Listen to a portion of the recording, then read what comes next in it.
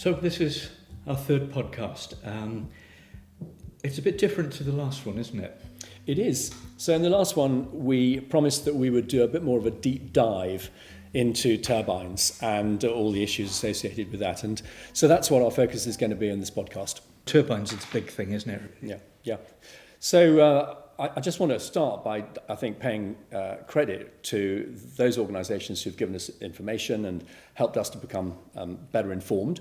And particularly CPRW, the Campaign for the Protection of Rural Wales, who are doing a fantastic job. Small charity staffed by some really key people. And so really grateful to them for providing us with information. And so I want to start by talking a little bit about the map that has been produced by CPRW. So this map is on the website, and we'll probably flash up the website so that people can access that and have a look. And I do urge everyone to go into that map because it's interactive and it provides a huge amount of information about all the current plans for energy parks. And what this highlights is that we have a real problem. And the problem is one of scale. And we've talked a bit about this in the past, and in particular the industrialisation of rural Wales, which is not an exaggeration. And you look at that map and you realise that actually, wow, this is crazy. There are, I think we're right in saying, about 70 current energy parks in planning. And again, we'll put a list up on the screen for people to look at, and you get a rough idea of these different energy parks. Yes, and sorry to interrupt you, but in that list, so there are 70 parks, and each of those would, if it happens, contain what? So either wind turbines or solar and or both. And so that's not just one wind turbine. Good, exactly. No, exactly. And if you match that up with the interactive map, you can see the number of turbines and solar farms and so forth in each of the parks. So there's a lot of detail available there. They also, just looking at it briefly, these highlighted areas where these things are happening seem to also represent some of the quietest, least inhabited, wildest, most nature-rich places in Wales. Yeah, exactly. Which I guess is what we're focused on. It's fair to say that there are plenty of energy parks that are down in the south and in the more urban areas as well. So it's not exclusively to do with Mid Wales and the Cambrian Mountains and so on. But I guess our focus has been on that. And because we're both from Carmarthenshire, we have tended to think a bit more about Carmarthenshire. And I think too, because North Carmarthenshire is particularly badly affected by these plans. Right, okay. On to the second item that we've got in our list here. And we've got it down as the justification. So it's why and how they're justifying all this. Yeah, sure. So this is in order to reach the net zero targets that have been set. And specifically in Wales, the Welsh Government have got a target of 70% of Welsh energy being generated from renewables. I think the current position is we're at 50%. So there's a bit further to go, 20% on the further. It doesn't seem very much further to go. Well, no, it doesn't, to be honest with you. And of course, the renewables would then include other non-carbon generating sources. So, for example, ultimately, nuclear will come in and take over from gas power. And so you'd think that categorises as renewables. So it's not just about turbines and solar.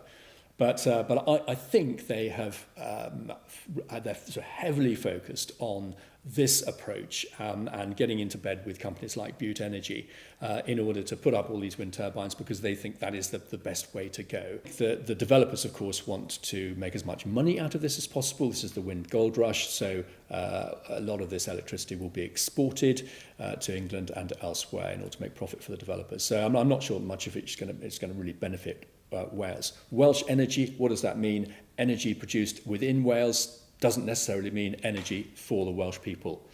One of the things I was just going to mention, Andy, so there's obviously lots of kickback going on, and two particular politicians have been doing really well on this score. One is James Evans, who is the MS for Brecon and Radnorshire, and the other is David Chadwick, who's the MP for Brecon and Radnorshire. And I have to commend both of them for the work behind the scenes and in the various chambers, both Westminster and at the Senedd. What about the construction of all this infrastructure? So what's going on in Scotland is going to happen here if this goes ahead. So we're learning lessons from Scotland because they're one stage ahead of us at the moment. We've dug around for some images to get some idea of what this construction phase is going to look like.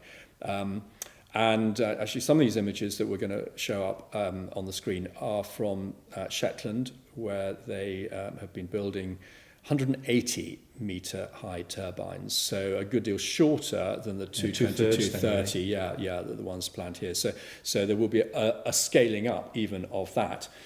I think 3 to 5 years, you've got to assume, for any of these energy parks to be built. So during that time, the scale of the disruption will be massive to the communities, both in the immediate vicinity, but also on the routes that these convoys of vehicles will have to take on the A roads and also on the minor roads to get to the sites. They're going to be using the roads that we use every day to go about our life. Exactly, and in Scotland it's been a nightmare, major traffic jams and all sorts of things, and Welsh roads are notoriously small and narrow and bendy. So I think that's going to be a big issue. The actual installation of the turbines involves huge amounts of concrete being installed, and I think 750 cubic metres for 200 metre turbines in Scotland. And I'm not a great scientist here, so 750 cubic metres will be more to people listening to this podcast than it might do to me, but that sounds like a huge amount of concrete. So then there's the whole thing about tree felling, which really saddens me to think that all the and we're not just talking about conifers here. They will have to fell natural deciduous hundreds of year old oaks all right, going on from that, which we've touched on briefly, the whole thing about is this, are we being told the truth about how this is happening? And I could just declare my position here, Andy, because I suppose for a long time I've thought, oh well, on the whole I'm in favour of renewables, and turbines included within that opinion. Now, I am still in favour of renewables, absolutely, but the right ones in the right places. And the more I research or have researched turbines, the less convinced I have become about the validity of using turbines on the scale that is being proposed here. Yeah. And so some people have said it's a bit of a con, to be honest. You know, you're made to feel good about a turbine on a hill. You might not particularly want it there, but you're thinking, that's a silver bullet. Yeah, it's worth it. It's worth having these turbines because we're saving the planet. If you're calling them, you're saying a 230 metre tall turbine is green. No, I don't think this is very green. I really don't. So let's just explore some of this. So one of the, I think, most striking statistics I've discovered is that these onshore turbines are only operating for an average of 38% of the year. Now, that's an average over all onshore turbines. So if you've got them up on the top of a mountain with more wind, then they're going to operate for more than 38%. But they're not operating for most of the year. This is the fact, that for most of the year, they are not operating. And, I'm thinking, well, how can that be an efficient way of generating electricity? So then you've got the other problem, which is that they're putting these turbines in inaccessible places. So in Scotland, up on the highlands and islands and in miles away from the grid. Same thing in Wales. The proposals are on our hills and mountains miles away from the grid. So you're generating electricity from all these turbines, and then when the wind blows strongly, there's too much electricity, and the grid can't cope. So the grid's not fit for purpose. Well, there basically is no grid in the middle of Wales and in the middle of the Highlands of Scotland. So you're thinking, well, isn't that a bit of a stupid way to do it? They're thinking the wrong way round. Surely they should be saying, let's put our renewable energy sources close to the grid. And then we don't have this issue. We're not going to have the problem of overloading the grid. So what's happening with these turbines is that the government has to pay billions of pounds in what are called constraint payments. And for those who are not clear on this, when turbines have to be switched off because there is an overload, the grid can't cope, then that is a constraint payment which the government pays to the developer. And I have a figure here of it is currently in the UK costing £4.3 million per day. £4.3 million per day. So we are talking billions of pounds which goes straight into the pockets of developers because the grid can't cope, turbines have to be switched off. Who's paying for this? You and me, Andy. We're paying. Anyone who pays electricity bills, we're paying for it because this all comes from the taxpayer in the form of subsidies. So basically, I think it is a con. Because you look at a turbine, you think, oh, goody, it's turning around, it's making lots of electricity, and you're making money, and you think, actually, it's so inefficient, and it's so unfair, because we have very, very high energy bills. And the bad thing at the moment is that the government in Westminster are busy negotiating new contracts going into the future, and they are locking in current prices and current constraint payments. And so Ed Miliband talks about electricity bills coming down in 2030. They're not going to. They're not going to come down. There's no chance of that. So this isn't just you and I on our podcast coming up with stuff. So I think it was a couple of weeks ago that there's a parliamentary energy committee sitting at the moment, and the bosses of all the leading energy companies were giving evidence.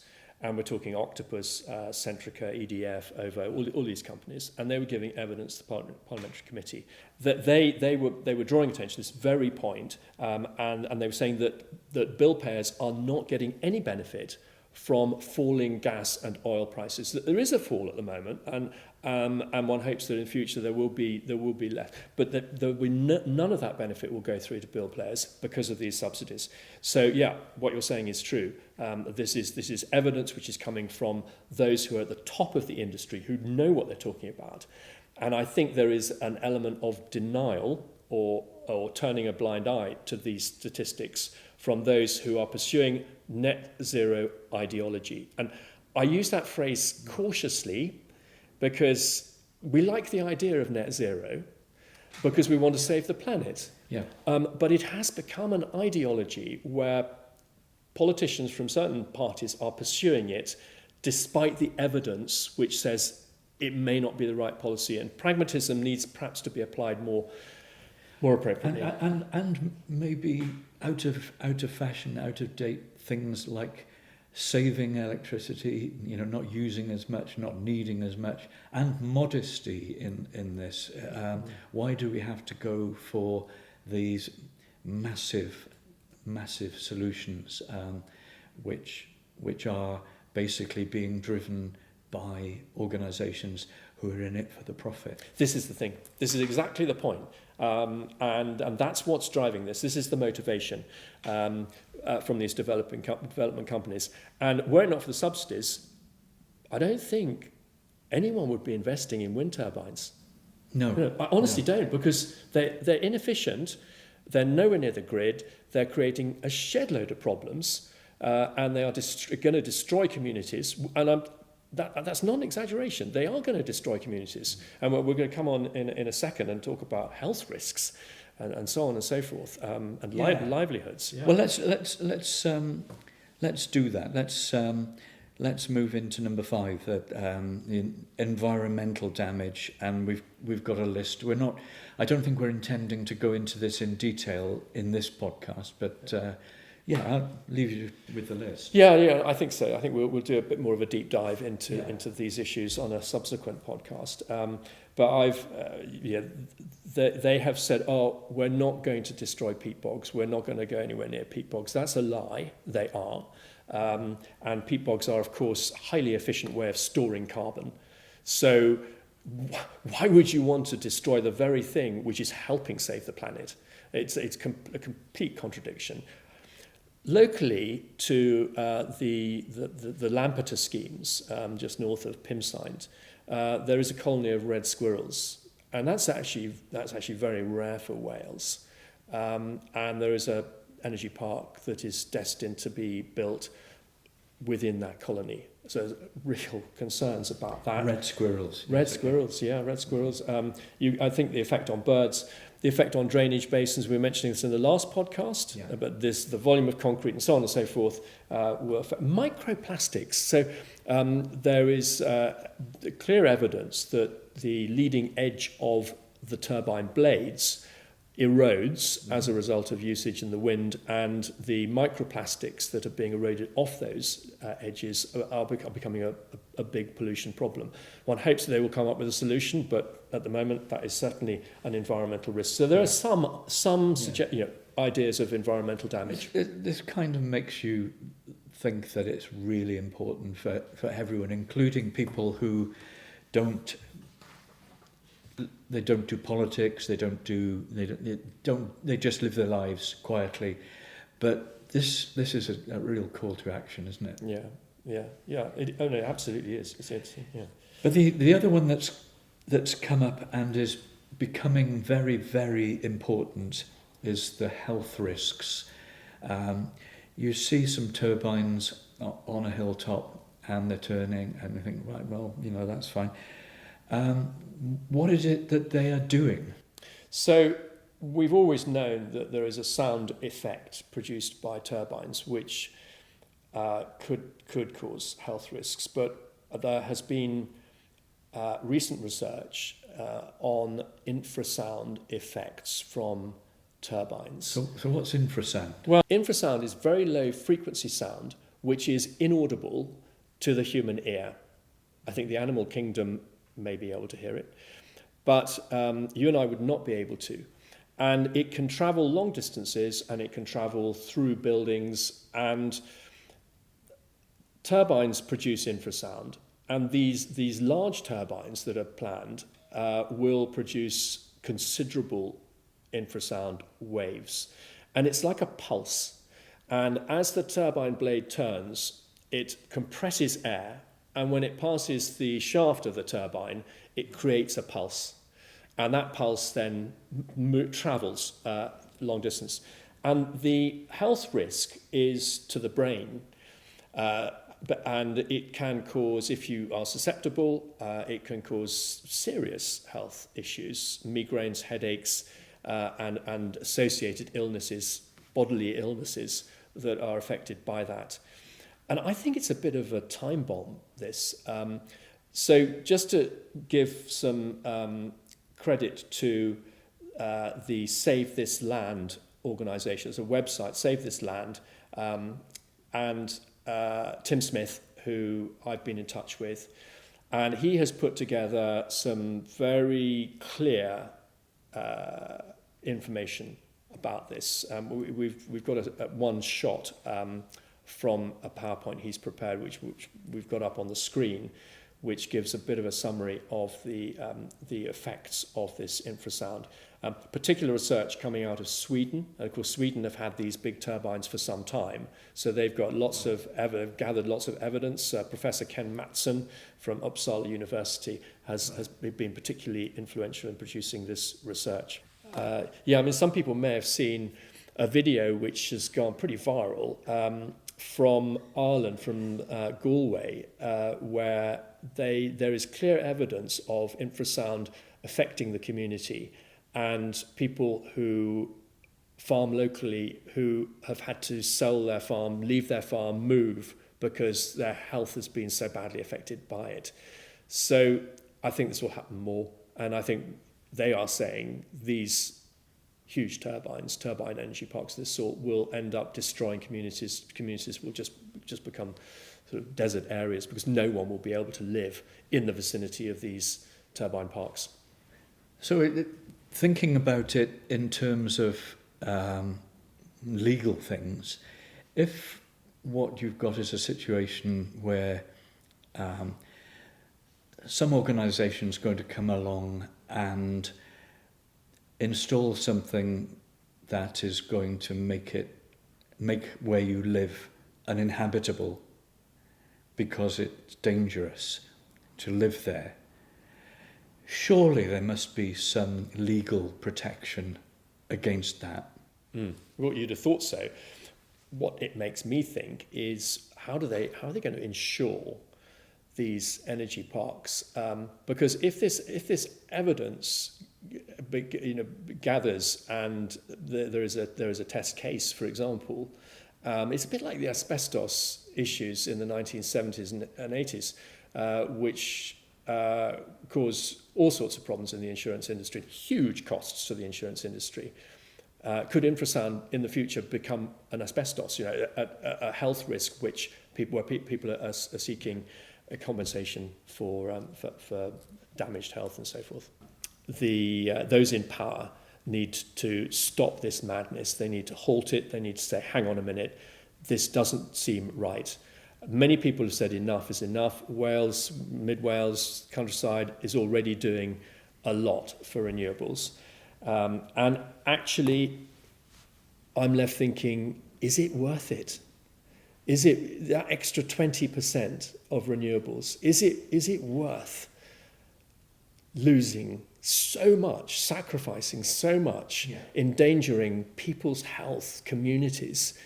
It's high risk. I regard it as high risk. In 20, 30 years' time, the next generation, you and I fear, may be dead and gone by then, Andy, but the next generation, my grandchildren, what will they be thinking about us? What will they think about our politicians to have pursued this crazy approach to renewable energy when there are alternatives? Okay, the costs to the community of all this. Yeah, I think these have been quite well covered previously, but obviously just to mention tourism, loss to tourism, the loss to property blight that's now hitting these places. And the other thing is dark skies. We haven't said a lot about dark skies, but these big turbines will have flashing lights, red lights on the top. In fact, we've got quite a good image of just such a turbine. And dark skies are precious. There aren't that many places in the UK where you can have genuine dark skies, but you can in Mid Wales. And I think that these turbines are going to destroy that. Yeah, people travel from all over the place to experience the dark skies in our backyard. Yeah. Where would we like this to go from here? So I think what I hope we've achieved in this podcast is to take the lid off the wind turbine con. I'm going to use that phrase. All right. Okay. But I think to make it clear that all is not well with turbines, that there are serious shortfalls, there are serious issues, and those in power need to stop this madness. They need to halt it. They need to say, hang on a minute, this doesn't seem right. It's not about the technology. A wind turbine is just a thing. It's the people who do it, who put these things in the wrong places and in the wrong way and in the wrong amounts and quantities of these things. Yeah. It's the people behind all this that are making an enormous mistake that will affect future generations in our country. Yeah. I hope that people who are listening and watching this will feel that we are approaching things in an even-handed way and that we are evidence-based. And I'm a historian, and I've always taught, I'm a teacher by trade and a historian, and I've always taught that you need to follow the evidence. And I hope people feel we are doing that. And that's certainly the approach that we've tried to adopt here, is what is the evidence? Tell us about these things. Are they a good thing or are they not a good thing? Yeah. And in my journey, I have ended up, as obviously it's pretty obvious from all the things I've said just now, I've ended up thinking, well, actually, they're not a good thing. And we've certainly got enough of them already.